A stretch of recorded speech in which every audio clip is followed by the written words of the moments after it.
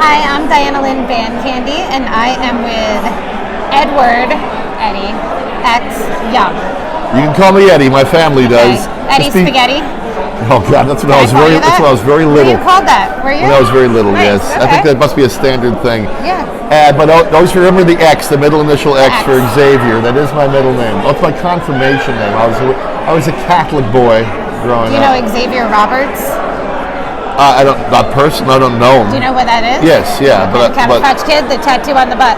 I chose the middle name Xavier as a confirmation name because I was a fan of Chili Theater, and I was supposed to choose the name of a saint, and I saw John Zachary on Chili Theater showing the movie Dr. X with Lionel Atwell, and Dr. X stood for Dr. Xavier, and I thought that's a cool name, and my aunt told me, well, that's the name of a saint, and I was like, and that's the name I'm going to choose, and I get confirmed. Well, that's very Yes, cool. I told John Zachary this story once. It made him laugh out loud. I said, anyhow, I was destined to be in horror movies. You're destined. Yes. And hopefully I can be in a horror movie with you, you know? I think so. I would love to. I always wanted to do it when I was a kid. Yeah. And then a bad marriage and overbearing family. I was in the business world for way too many years, way over. I learned my acting skills when I was young, in college and after, but I spent 20 years in the business world, banking and finance and all kinds of boring, dry stuff. And when I got divorced at 45, I was like, damn, there are things I got to do before I die. And I thought I'd try this acting thing out. And See how it goes. rejection. I was ready to quit trying. And then I got cast in this movie called Sea of Dust, which was an homage to the Hammer films, the British Hammer films. Okay. And I got to act with one of my childhood heroes, Ingrid Pitt, who has since left us, God rest her soul. And Tom Savini was in the movie too. So here was my first movie I got cast in. I got a juicy role, and I'm with all these idols of my childhood, working with them. And I thought, man, I'm going straight to the frickin' Hollywood. I'm going to win Oscars. But no, it didn't happen. But I have been in 100 independent films. That's insane. Including, I've acted with this guy, Nick Petito. You know who he is? I do. Yeah. Videographer. Yeah, we acted in a movie called Attack of the Killer Chickens. Nice. I have chickens. And it won a bunch of awards. I have chickens. I bet.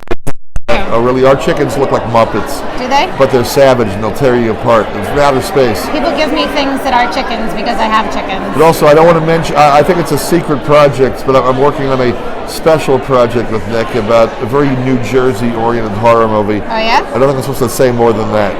Okay. But it'll come out maybe next year. So I'm gonna ask you a question I like to ask people. Yes, sure. Okay.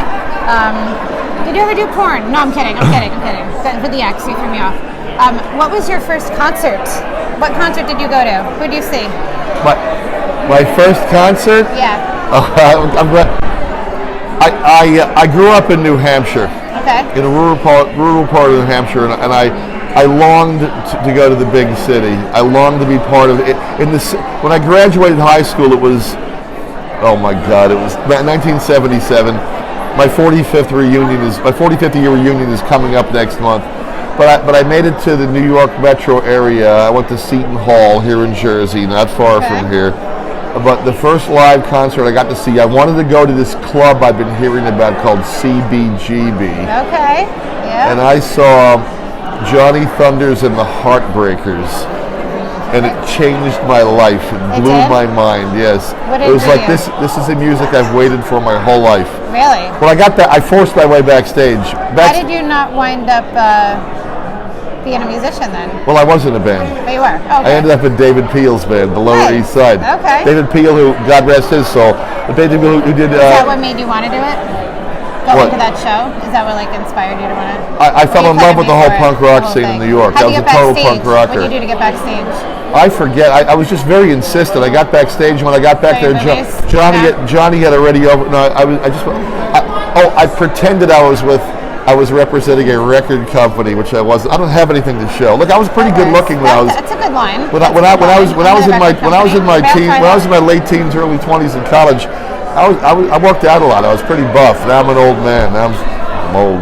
Do you have a ticket stub from it or a shirt or anything? Oh yeah, I got a lot of stuff on. But I got backstage and Johnny had already done his heroin and kind of fell asleep. No picture with but him? I got pictures with Johnny. Yes, I got a couple of pictures. but I became very good friends with Walter Lure, who was also one of the Heartbreakers, a songwriter and guitarist.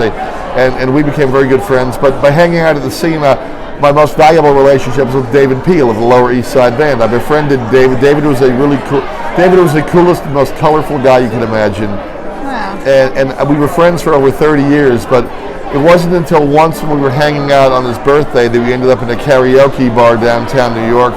He was like, I know you can sing, man. You got a good singing voice. I'm like, yeah, I sing karaoke. And he goes like, oh, well, I want some backup vocalists in my band. You got it. You're the backup vocalist. I go, what do you mean the backup vocalist? He goes, I'm getting kind of old. My voice isn't what it used to be. I'd rather play the guitar. You know all the lyrics. You're always at my shows. You sing the songs. So I ended up, I'm like, you're like putting me into, like, you're turning me into a front man? Well, some of the time. So David Peel made me a rock star. Well, that's awesome. Yes. Well, thank you so much. It was great to, Wait. to talk to you. Oh, come what to do you see got? my movie, The Killer Clown Meets the Candy Man. You can find this on Gum Road. It's on look it up. The Killer Clown Meets the Candy Man on Gum Road, and you can see it for like a few bucks. And say how we met. Yes. When you were dressed. Who were you dressed as when we met? Well, I was dressed. I was dressed as I was at a Chiller convention, and I was dressed as a vampiric version of Donald Trump. I was Donald Trump, but I had fangs. Yes. People were asking me, "What are you?" I said, "I'm the Democratic Party's worst nightmare." You are. It was great. And I stopped you for a photo with the clown. Yes. Somebody else was in it too. In this movie, a lot of people are in the this. picture we took. I wouldn't one direct more person. I I don't gotta know see who the it was. picture. You gotta share it with me. Santa Claus, maybe. Might have been Santa Claus. The clown is here. The clown's here, and I think Santa Claus. I found Santa Claus earlier, 2 of them. Oh yeah. I took a picture. Really? Tangled. But one of the Santa Clauses here is actually Santa Claus. Ask to see his driver's license. I know he is. He is my Facebook He had friend. his name legally changed to Santa Claus. I know. So he's Santa Claus. I told him I'm good. I'm always good. I am never ever on the naughty list. Never. Well, I hope we can work together on a Definitely. vampire We're filming movie horror later this movies. summer. Yes. All right. Yes. Here, fist Take bump. care. Thank you.